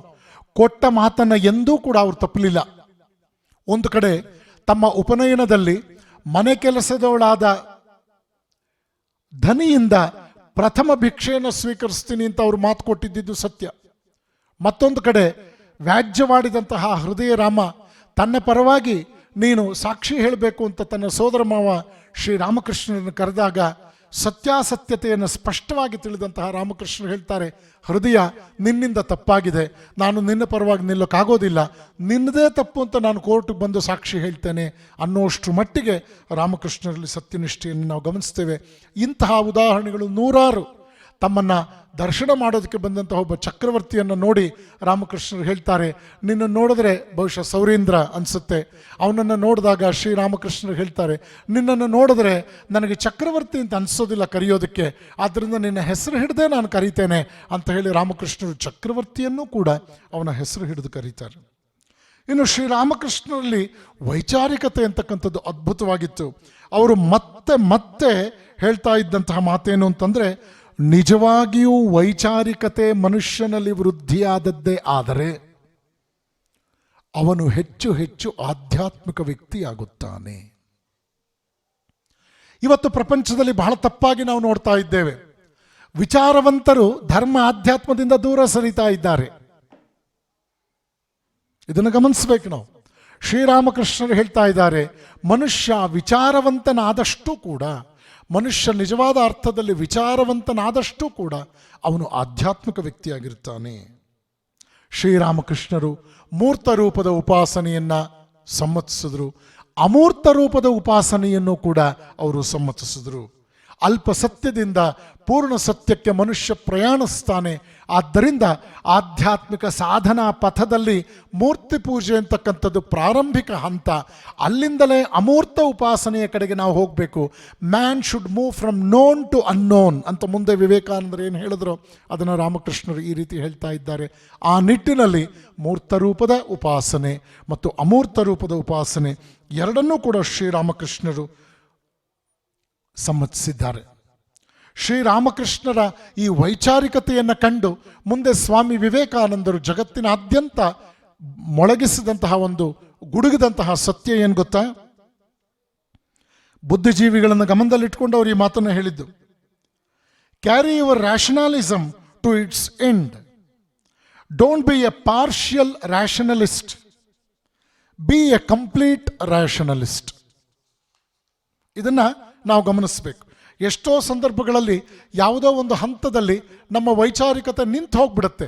ವಿವೇಕಾನಂದರು ಹೇಳ್ತಾರೆ, ಹಾಗಾಗಬಾರ್ದು. ನಾವು ಪರಿಪೂರ್ಣ ವಿಚಾರವಂತರಾದಾಗ ನಮಗೆ ಅರಿವಿಲ್ಲದೆ ನಾವು 100ಕ್ಕೆ 100 ಆಧ್ಯಾತ್ಮಿಕ ವ್ಯಕ್ತಿಗಳಾಗಿರೋ ಅನುಭವ ನಮಗೆ ಬರುತ್ತೆ ಅನ್ನುವಂಥದ್ದು. ಶ್ರೀರಾಮಕೃಷ್ಣರು ನಿರಕ್ಷರ ಕುಕ್ಷಿ, ಲೌಕಿಕ ಶಿಕ್ಷಣ ಪಡೆದವರಲ್ಲ. ಆದರೆ ಭೈರವಿ ಬ್ರಾಹ್ಮಣಿ ಎಂಬ ಸಾಧಕಿಯ ಸಹಕಾರದಿಂದ ಆಕೆಯ ಆದೇಶದಂತೆ 64 ತಂತ್ರಗಳಲ್ಲಿ ಉಲ್ಲೇಖವಾದ ಸಾಧನೆಗಳನ್ನು ಮಾಡಿದ್ರು. ನಮಗೆ ಆಶ್ಚರ್ಯ ಆಗುತ್ತೆ. ಶಾಸ್ತ್ರವನ್ನು ಶ್ರದ್ಧೆಯಿಂದ ಅಧ್ಯಯನ ಮಾಡಿದ್ರು, ಪ್ರಾಮಾಣಿಕವಾಗಿ ಅನುಭವಗಳನ್ನು ತಮ್ಮದಾಗಿಸ್ಕೊಂಡ್ರು. ಇಲ್ಲಿ ಆಶ್ಚರ್ಯದ ಸಂಗತಿ ಎಂದರೆ, ನಿರಕ್ಷರಸ್ಥನೂ ಕೂಡ ಶಾಸ್ತ್ರದ ಸತ್ಯತೆಯನ್ನು ಸಾಧನೆಯ ಮೂಲಕ ತನ್ನದಾಗಿಸ್ಕೊಳ್ಳಬಹುದು ಅನ್ನೋದನ್ನು ಆಧ್ಯಾತ್ಮಿಕ ಇತಿಹಾಸದಲ್ಲಿ ಶ್ರೀರಾಮಕೃಷ್ಣರು ತೋರಿಸ್ಕೊಟ್ರು. ಕೆಲವೊಮ್ಮೆ ನಮಗನ್ಸುತ್ತೆ, ಏಕಲವ್ಯ ಗುರುವಿನ ಮೂರ್ತಿಯನ್ನೇ ಮುಂದಿಟ್ಕೊಂಡು ಎಷ್ಟು ದೊಡ್ಡ ಮಟ್ಟದ ಅವನು ಬಿಲ್ವಿದ್ಯಾ ಪಾರಂಗತನಾದ ಅನ್ನುವಂಥದ್ದನ್ನು ನಾವು ಗಮನಿಸ್ತೇವೆ.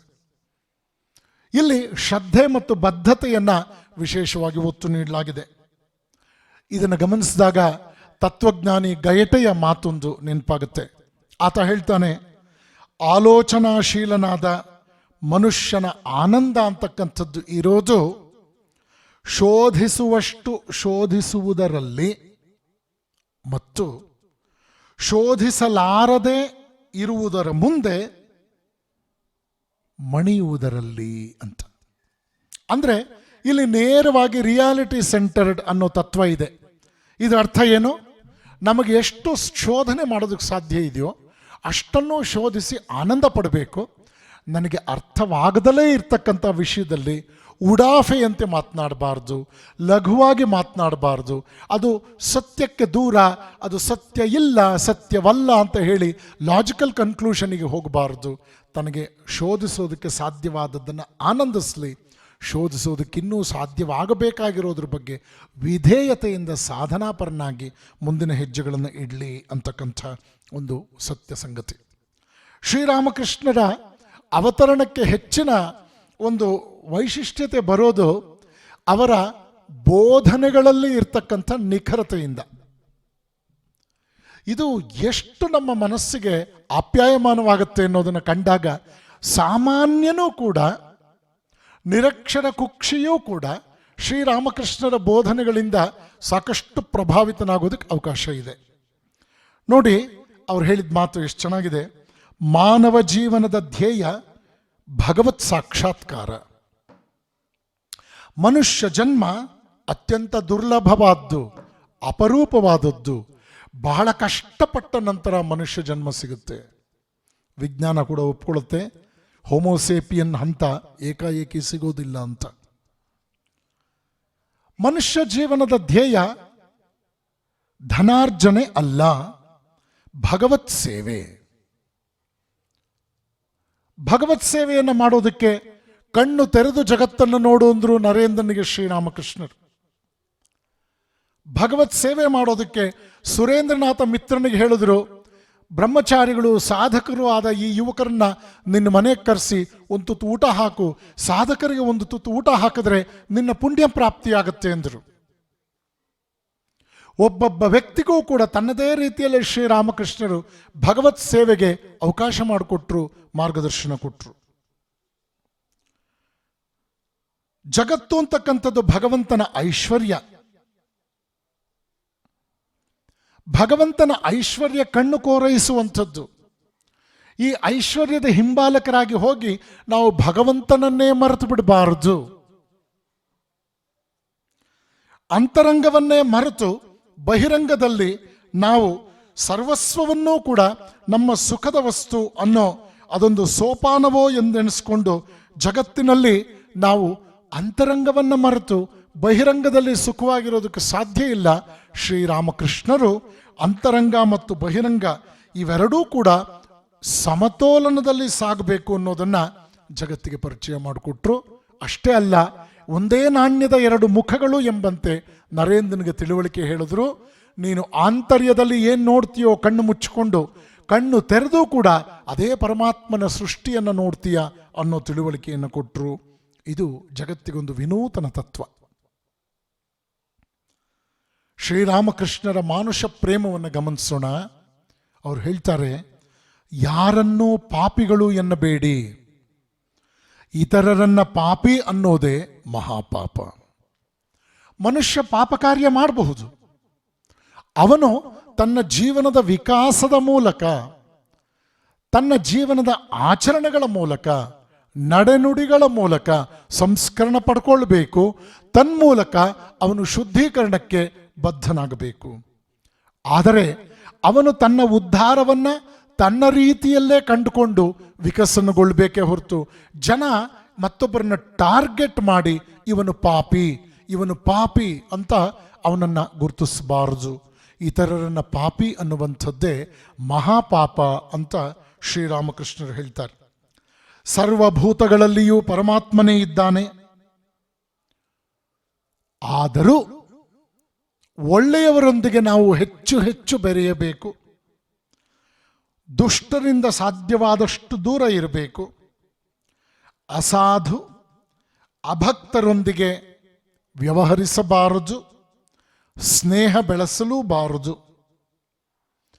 ಕುಡಿಯುವ ನೀರು, ಬಟ್ಟೆ ತೊಳೆಯುವ ನೀರು, ಗದ್ದೆಗೆ ಹಾಯಿಸುವ ನೀರು, ಅಡಿಗೆಗೆ ಬಳಸುವ ನೀರು, ಪೂಜೆಗೆ ಬಳಸುವ ನೀರು ಎಲ್ಲವೂ ನೀರೇ. ಆದರೆ ವಿಧಾನಗಳಲ್ಲಿ ಅದು ಬೇರೆ. ಆಪೋ ನಾರಾಯಣ ಎಂಬುದು ಋಷಿವಾಕ್ಯ. ಆದರೆ ನೀರು ನಾರಾಯಣ ಸ್ವರೂಪ, ಅದು ನಿಜ. ಆದರೆ ಬಟ್ಟೆ ಒಗೆಯಲು ಬಳಸುವ ನೀರು, ಪಾತ್ರೆ ತೊಳೆಯಲು ಬಳಸುವ ನೀರು, ಜಮೀನಿಗೆ ಕಟ್ಟುವ ನೀರು, ಪೂಜೆಗೆ ಬಳಸುವ ನೀರು, ಇದೆಲ್ಲವೂ ಕೂಡ ಗುಣಮಟ್ಟದಲ್ಲಿ ವ್ಯತ್ಯಾಸ ಇರುತ್ತೆ. ಹಾಗಾಗಿ ಶ್ರೀರಾಮಕೃಷ್ಣರು ಹೇಳ್ತಾ ಇದ್ದಾರೆ, ಎಲ್ಲರಲ್ಲಿಯೂ ದೇವರಿದ್ದಾನೆ ನಿಜ, ಆದರೆ ಒಳ್ಳೆಯವರೊಂದಿಗೆ ಹೆಚ್ಚು ಬೆರೆಯಬೇಕು. ದುಷ್ಟರೊಂದಿಗೆ, ಅಸಾಧುಗಳೊಂದಿಗೆ, ಅಭಕ್ತರೊಂದಿಗೆ ನಾವು ಡಿಸ್ಟೆನ್ಸ್ ಮೇಂಟೈನ್ ಮಾಡಬೇಕು. ಆದರೆ ದುಷ್ಟರ ಕೈಯಿಂದ ತಪ್ಪಿಸ್ಕೊಳ್ಳೋಕ್ಕೆ ಸ್ವಲ್ಪ ರಜೋಗುಣವನ್ನು ಪ್ರದರ್ಶಿಸಬೇಕು, ರಜೋಗುಣವನ್ನು ಪ್ರದರ್ಶಿಸಬೇಕು, ಸ್ವಲ್ಪ ಜೋರಾಗಬೇಕು, ಬುಸುಗುಟ್ಟಬೇಕು, ಕಚ್ಚಬಾರದು.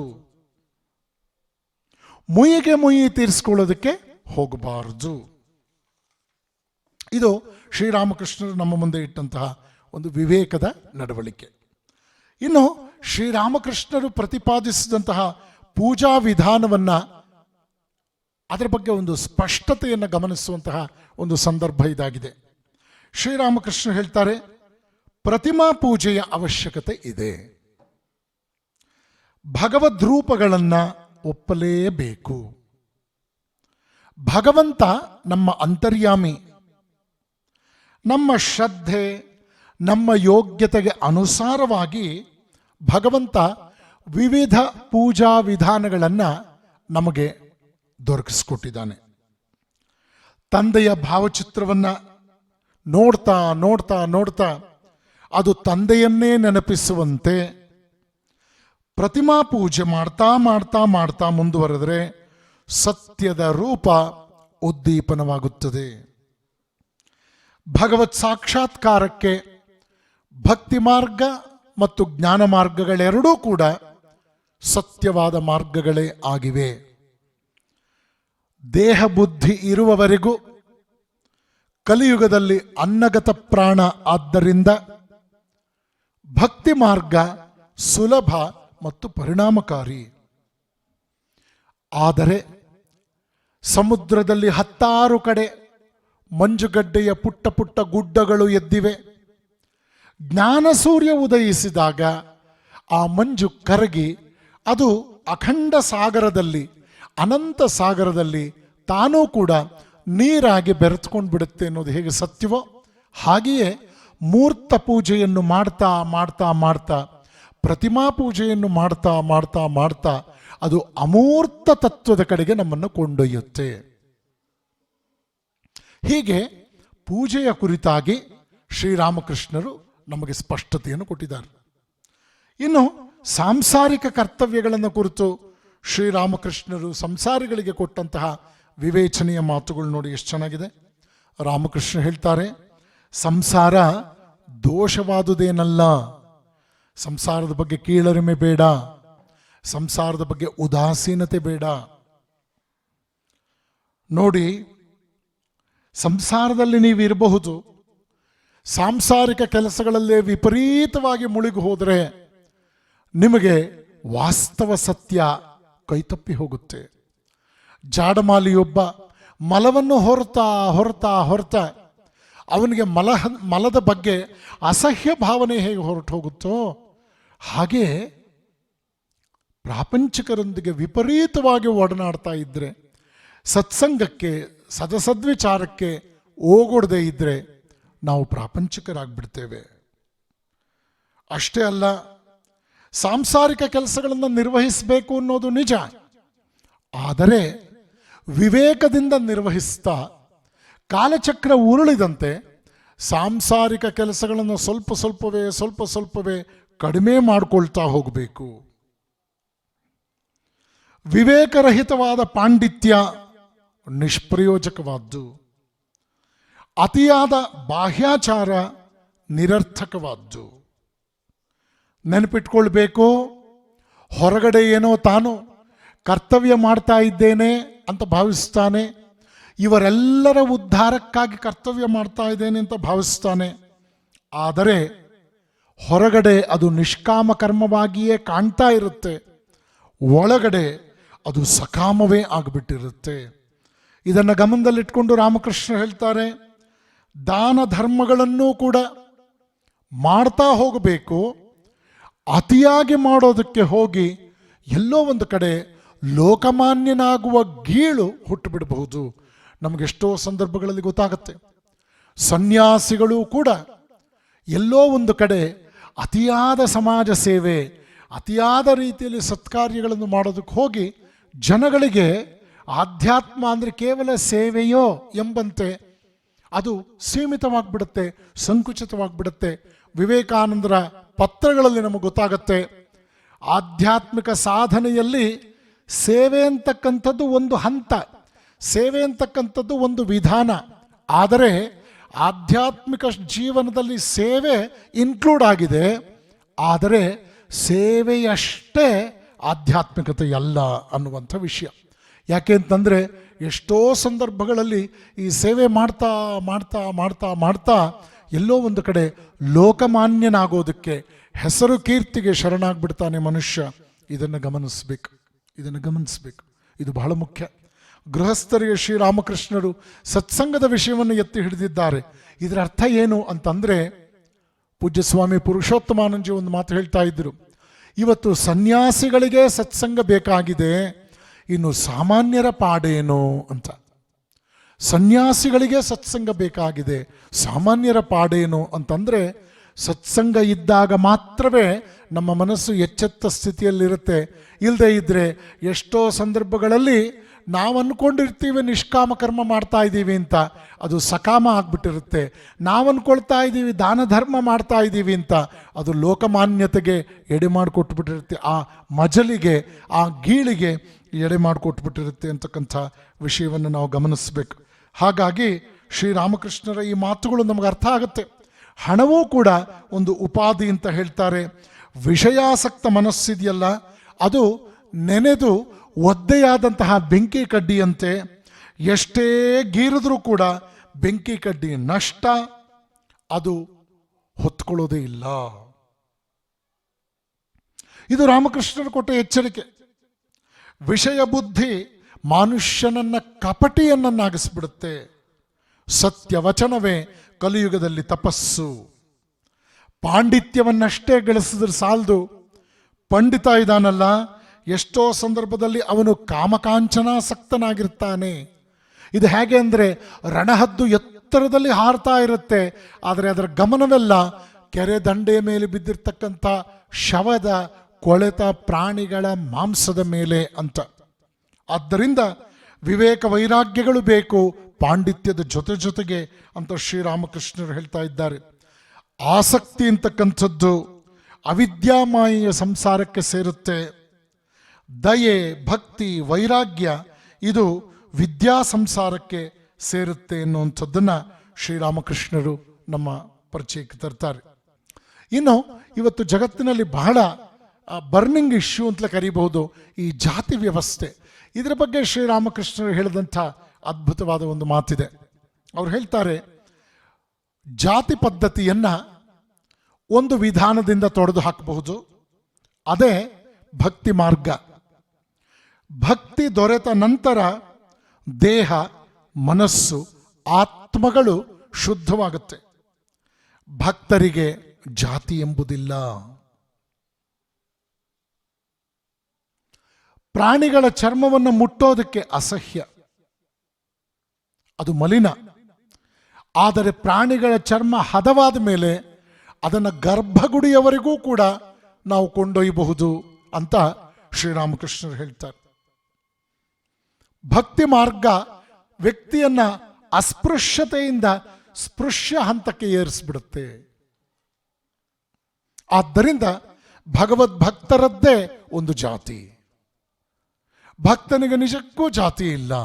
ಇದು ಶ್ರೀರಾಮಕೃಷ್ಣರ ನಿಷ್ಕರ್ಷೆ.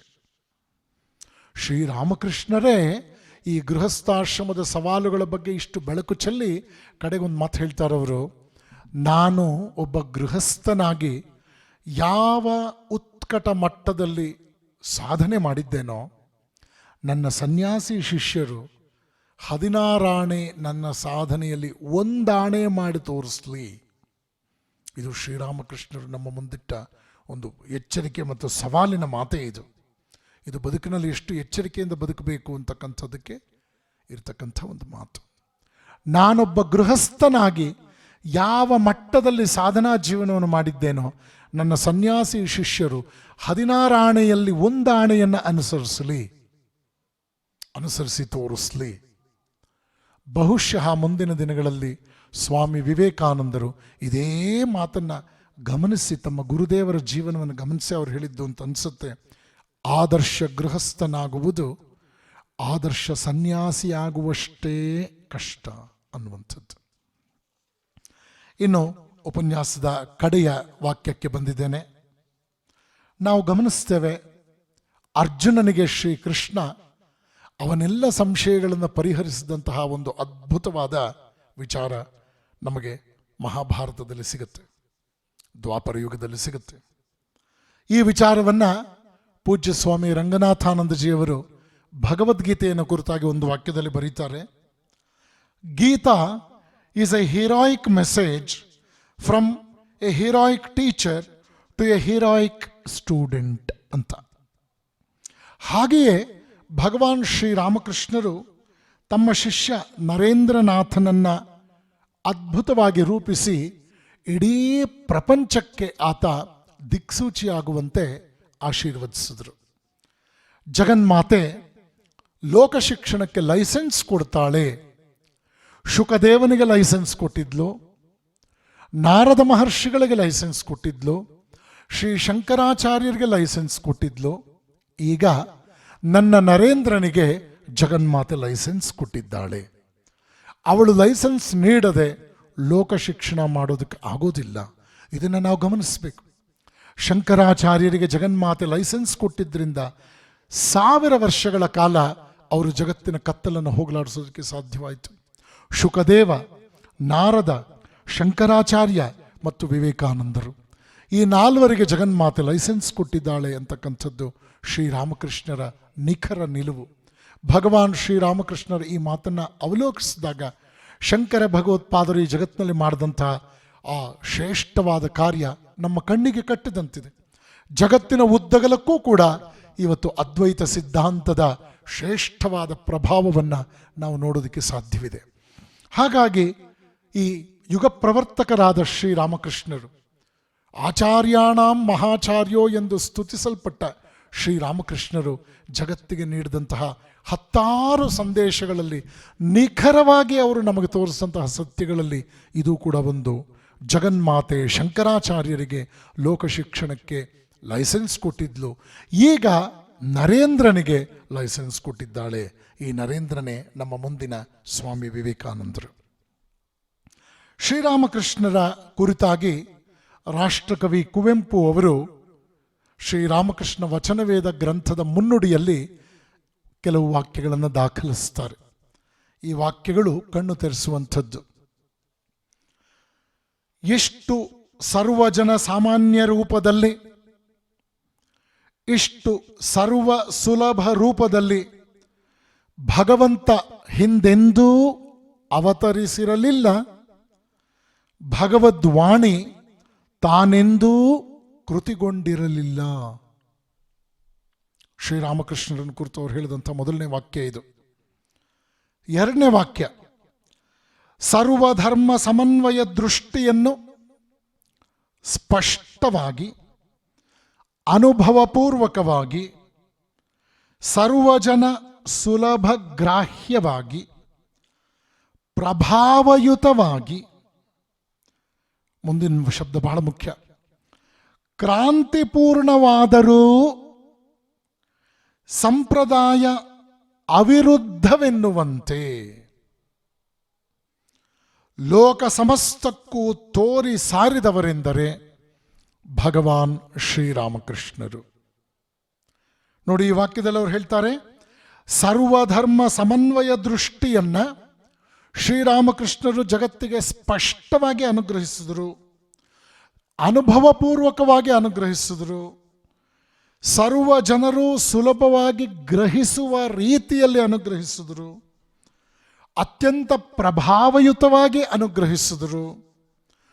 ಅವರು ಪ್ರಸ್ತಾಪಿಸಿದ ವಿಷಯಗಳು ಕ್ರಾಂತಿಪೂರ್ಣವಾಗಿತ್ತು. ಅದೊಂದು ವೈಚಾರಿಕ ಕ್ರಾಂತಿ. ಆದರೆ ಅಲ್ಲಿ ಸಂಪ್ರದಾಯ ವಿರುದ್ಧವಾಗಿ ಅವರು ಎಲ್ಲೂ ಹೋಗಲಿಲ್ಲ. ಸಂಪ್ರದಾಯಗಳನ್ನು ಗೌರವಿಸಿ ಈ ಸಾಂಪ್ರದಾಯಿಕ ಚರಮ ಸತ್ಯಗಳನ್ನು ಕ್ರಾಂತಿಪೂರ್ವಕ ಧೋರಣೆಯಲ್ಲಿ ಜಗತ್ತಿನ ಮುಂದೆ ಇಟ್ಟರು. ಲೋಕ ಸಮಸ್ತವೂ ಕೂಡ ಅದಕ್ಕೆ ತಲೆದೂಗುವಂತಹ ರೀತಿಯಲ್ಲಿ ಅವರು ಶಕ್ತಿಯುತವಾಗಿ, ಸತ್ವಯುತವಾಗಿ ಅದನ್ನು ಪ್ರತಿಪಾದಿಸಿದ್ರು ಅನ್ನುವಂಥ ಮಾತನ್ನು ರಾಷ್ಟ್ರಕವಿ ಕುವೆಂಪು ಅವರು ನಮ್ಮ ಮುಂದೆ ಇಡ್ತಾರೆ. ಈ ರೀತಿಯಲ್ಲಿ ಭಗವಾನ್ ಶ್ರೀರಾಮಕೃಷ್ಣರು ತಮ್ಮ ಅವತರಣದಲ್ಲಿ ಘನ ವೇದಾಂತ ತತ್ವಗಳನ್ನು ಸಾಧನೆಯ ಮೂಲಕ ತಮ್ಮದಾಗಿಸ್ಕೊಂಡ್ರು. ಈ ಘನ ವೇದಾಂತ ತತ್ವಗಳನ್ನು ಅತ್ಯಂತ ಸರಳವಾದ, ಸುಲಭವಾದ ಮಾತುಗಳಲ್ಲಿ ಸಮಕಾಲೀನ ಪ್ರಪಂಚಕ್ಕೆ ಪರಿಚಯಿಸಿದರು.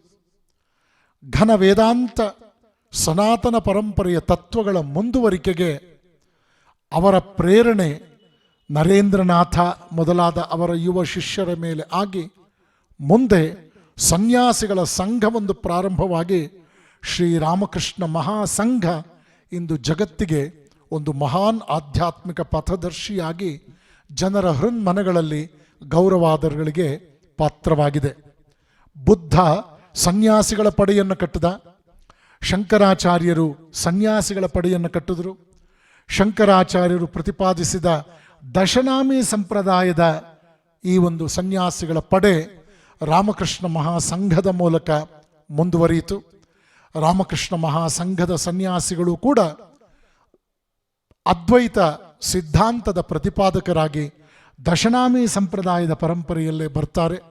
ಹೀಗಾಗಿ ಶ್ರೀರಾಮಕೃಷ್ಣ ಪರಮಹಂಸರು ಈ ಯುಗಾವತಾರಿಯಾಗಿ ಜಗತ್ತಿಗೆ ಸನಾತನ ಪರಂಪರೆಯ ಶ್ರೇಷ್ಠ ಮೌಲ್ಯಗಳ ಆಧಾರದ ಮೇಲೆ ಯುಗ ಧರ್ಮವನ್ನು ಉತ್ತಮವಾದ ರೀತಿಯಲ್ಲಿ ಮನಮುಟ್ಟುವಂತೆ ಪರಿಚಯಿಸಿ ತಮ್ಮ ಅವತಾರತ್ವದ ವೈಶಿಷ್ಟ್ಯತೆಯನ್ನು ಅವರು ತೋರ್ಪಡಿಸಿದ್ದಾರೆ. ಇಂತಹ ಅವತಾರ ಶೃಂಗ ಶ್ರೀರಾಮಕೃಷ್ಣರನ್ನು ಈ ಸಂದರ್ಭದಲ್ಲಿ ಅವರ ಕಾರ್ಯಗಳ ಮತ್ತು ಅವರ ಬೋಧನೆಯನ್ನು ಮೆಲುಕು ಹಾಕೋದ್ರ ಮೂಲಕ ನಮ್ಮ ಜೀವನವನ್ನು ಕೂಡ ನಾವು ಸಾರ್ಥಕವಾಗಿಸ್ಕೊಳ್ಳೋದಕ್ಕೆ ಸಾಧ್ಯ ಇದೆ. ಇಂತಹ ಒಂದು ಅಧ್ಯಯನ ಪಾರಾಯಣಕ್ಕೆ ನಾವೆಲ್ಲರೂ ಕೂಡ ವ್ರತಧಾರಿಗಳಾಗೋಣ. ಅಂತಹ ಮಹಾನ್ ಚೇತನದ ಪವಿತ್ರಾತ್ಮರ ಜೀವನ ಸಂದೇಶಗಳ ಅಧ್ಯಯನದಿಂದ ನಾವು ಪುನೀತರಾಗೋಣ, ಧನ್ಯರಾಗೋಣ, ನಮ್ಮ ಮನುಷ್ಯ ಜನ್ಮದ ಬಗ್ಗೆ ಹೆಮ್ಮೆ ತಾಳೋಣ ಅಂತ ಹೇಳ್ತಾ ಈ ವಾಕ್ಪುಷ್ಪಗಳನ್ನು ಭಗವಾನ್ ಶ್ರೀರಾಮಕೃಷ್ಣರ ಪವಿತ್ರ ಪಾದಪದ್ಮಗಳಲ್ಲಿ ಸಮರ್ಪಿಸುತ್ತಾ ಈ ಅವಕಾಶವನ್ನು ನನಗೆ ದೊರಕಿಸಿಕೊಟ್ಟಂತಹ ಪರಮ ಪೂಜ್ಯ ಶ್ರೀಮತ್ ಸ್ವಾಮಿ ಜತಕಾಮಾನಂದಜಿ ಮಹಾರಾಜರವರಿಗೆ ನನ್ನ ಕೃತಜ್ಞತಾಪೂರ್ವಕ ಪ್ರಣಾಮಗಳನ್ನು ಸಮರ್ಪಿಸುತ್ತಾ ನನ್ನ ಮಾತುಗಳಿಗೆ ಮುಕ್ತಾಯ ಹಾಡ್ತೇನೆ. ಹರಿ ಓಂ ತತ್ಸತ್. ಶ್ರೀರಾಮಕೃಷ್ಣಾರ್ಪಣಮಸ್ತು.